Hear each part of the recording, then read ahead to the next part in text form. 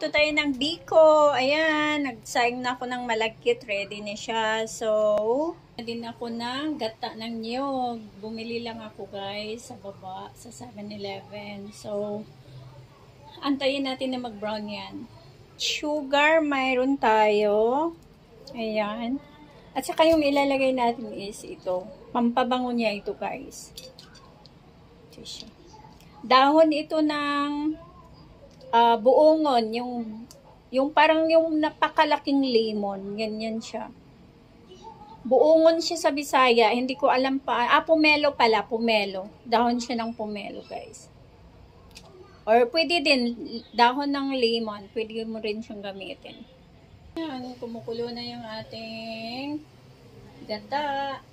Ayan na siya, guys. Nag-start nang mag-brown yung ating coconut.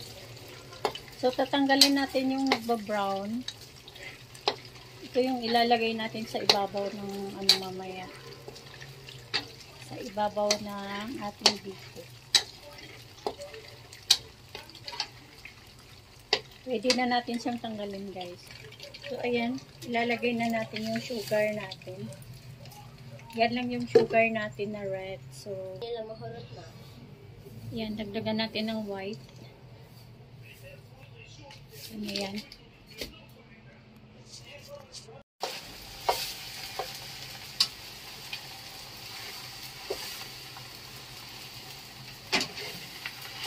Paano bang masarap? Doon.